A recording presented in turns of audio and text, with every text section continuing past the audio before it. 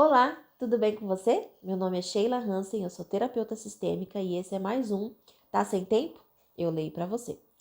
Nós estamos lendo o livro da Viola Davis, Em Busca de Mim, e nós estamos aqui no capítulo 7, A Irmandade, e nós vamos continuar a leitura que nós estávamos fazendo no último vídeo. Se você não assistiu, ficou gravado, é só você procurar lá a playlist no canal.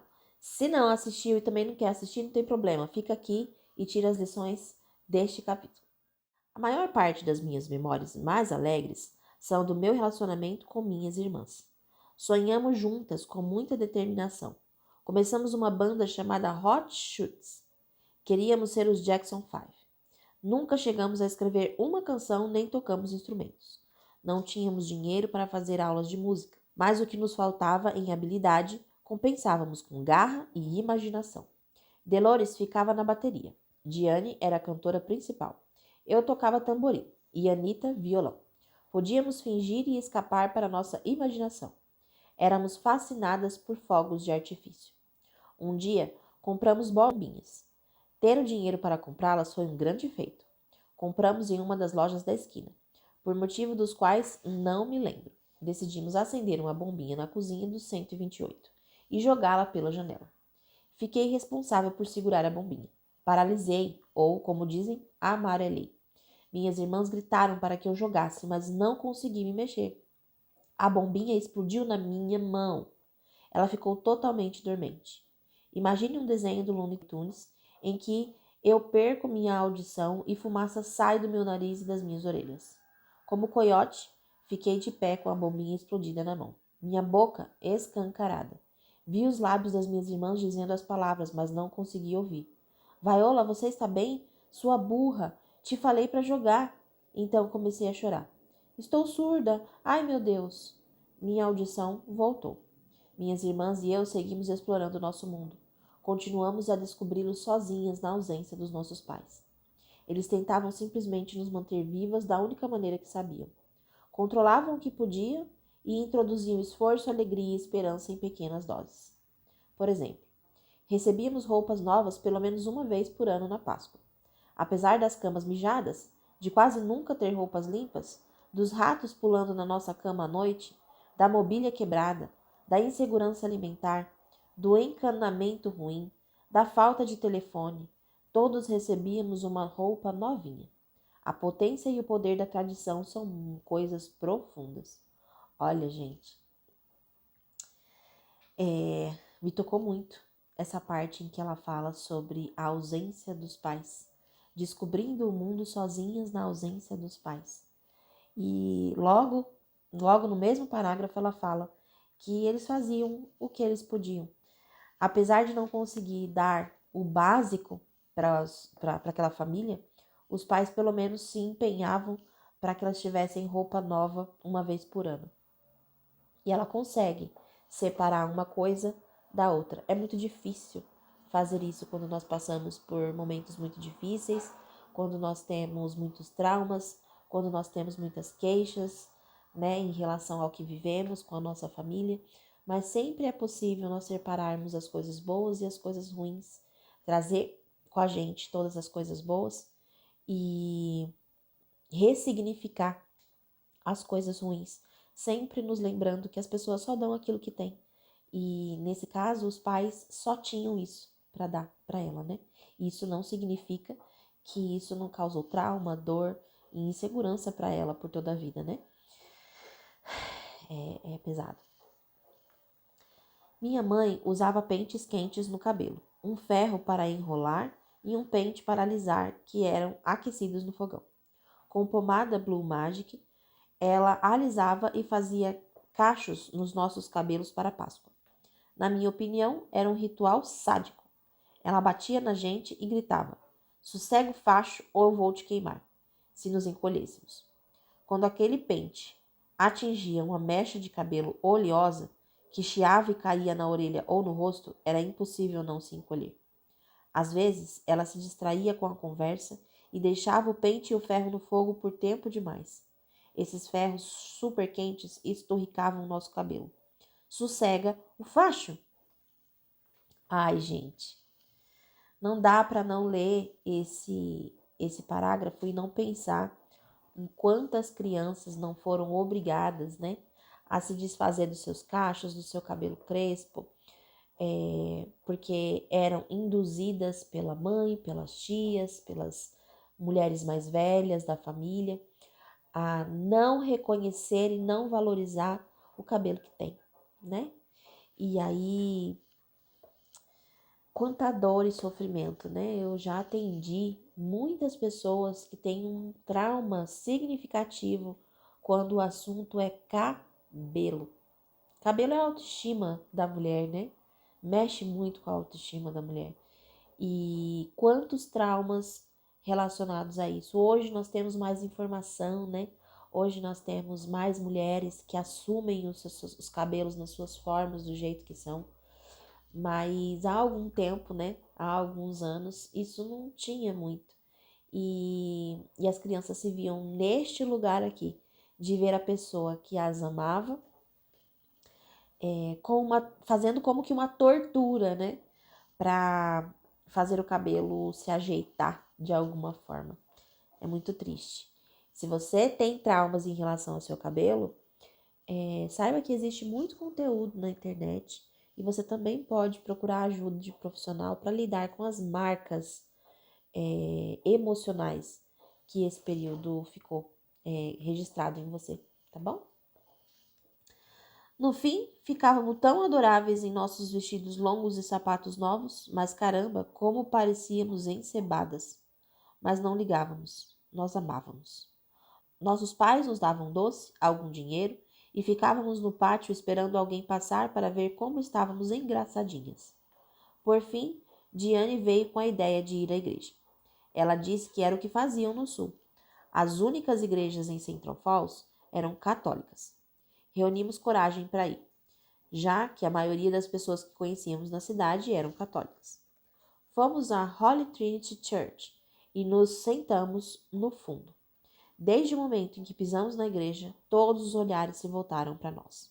Pensei que todos estavam hipnotizados pela nossa fofura. Fingimos saber ou tentamos aprender a letra das músicas e as diferentes respostas. Então, incentivadas por Diane, fomos à comunhão. É só dizer amém quando ele colocar o pão na sua boca. Fiquei animada com a possibilidade de receber um pedacinho de pão.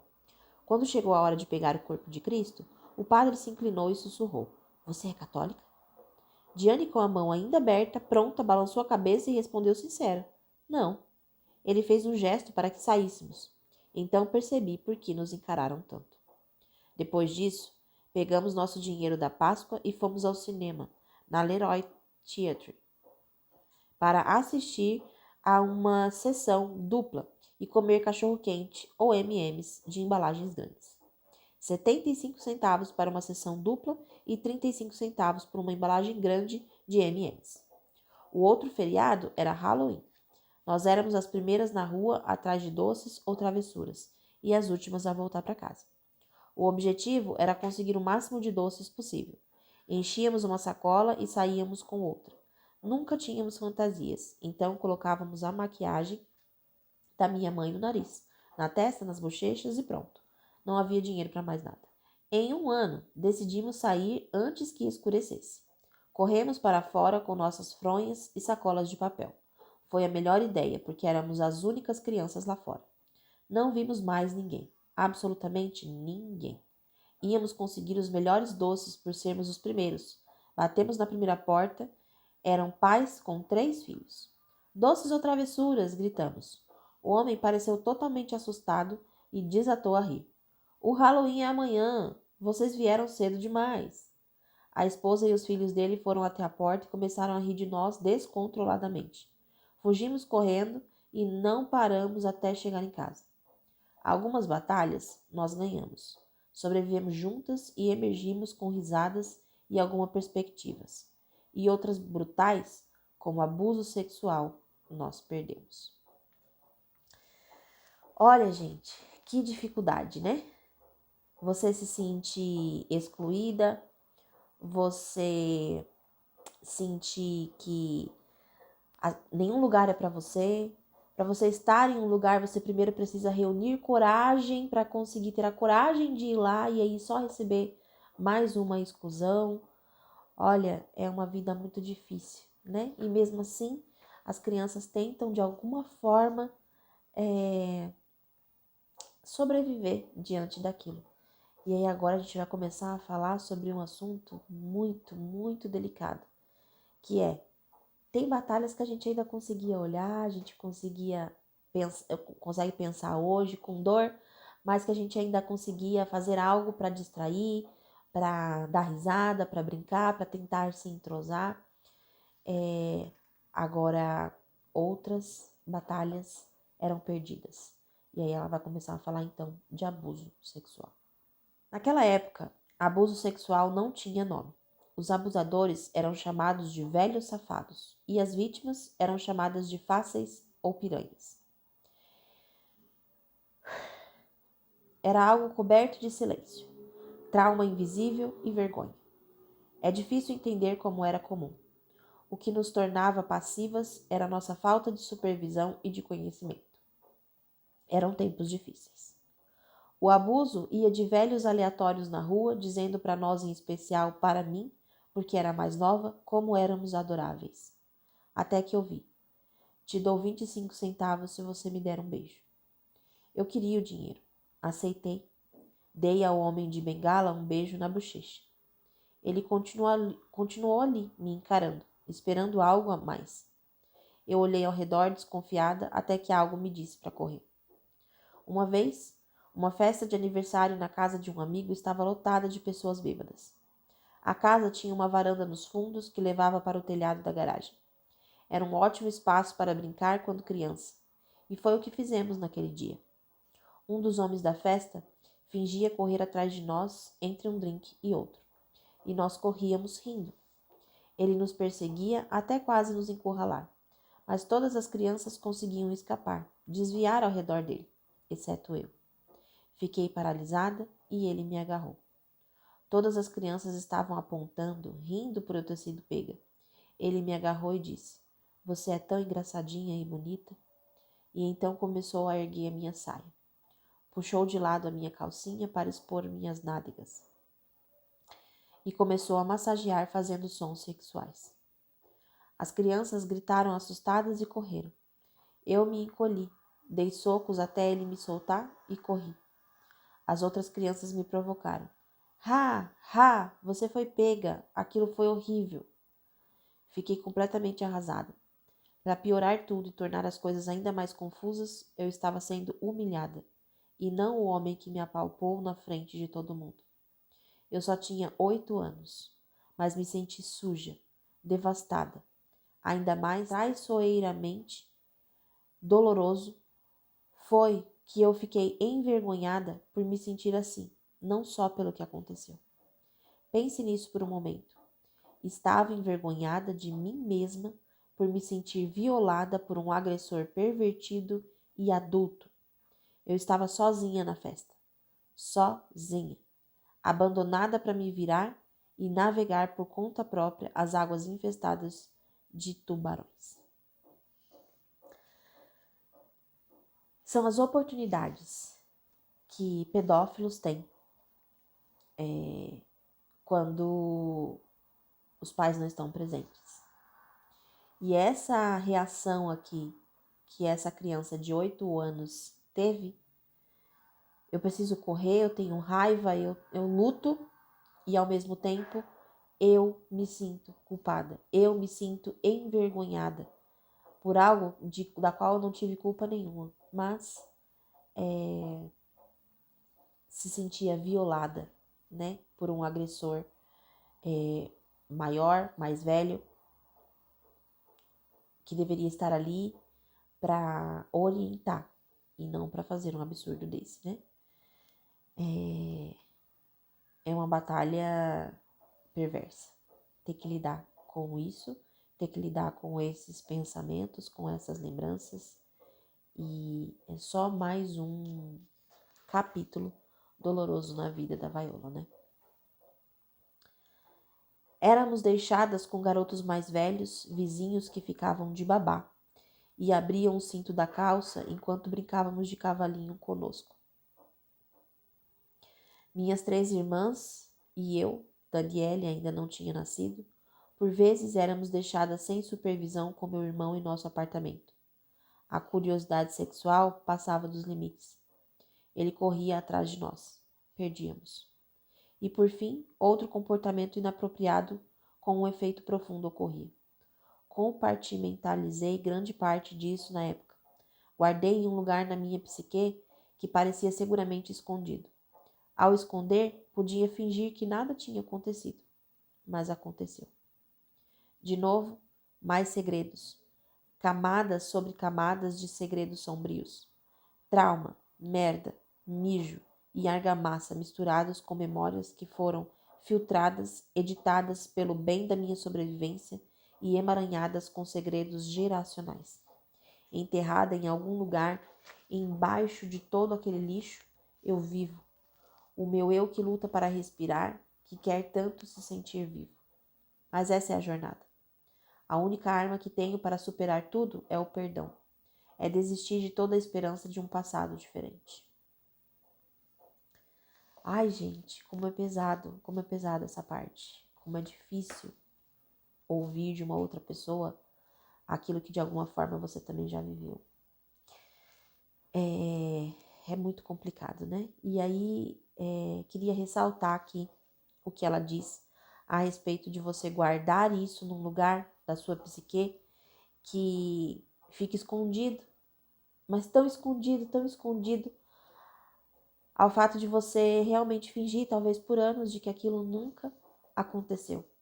Mas isso não muda o fato de que, mesmo estando guardado por anos e anos e anos, sim, aconteceu. Ela fala sobre a curiosidade sexual que passava dos limites entre ela e o irmão mais velho. E isso pode acontecer. E aqui vai um alerta para os pais. Existem pessoas mal intencionadas que podem aproveitar da sua ausência com os seus filhos. E também pode acontecer entre os seus próprios filhos, primos, enfim, amigos de família, que a curiosidade sexual das crianças acabe passando dos limites, trazendo para as pessoas uma lembrança que não vai embora nunca. Então, cuidem dos seus filhos, desconfiem de todos, estejam atentos a situações que podem se tornar um trauma na vida dos seus filhos, principalmente se você já passou por isso. Ok? A gente se vê no próximo vídeo. Não esquece de curtir e compartilhar. Esse capítulo, esse vídeo não foi fácil, mas a gente vai continuar aqui vendo o que a gente pode aprender com a vida da Viola. Um beijo, até a próxima.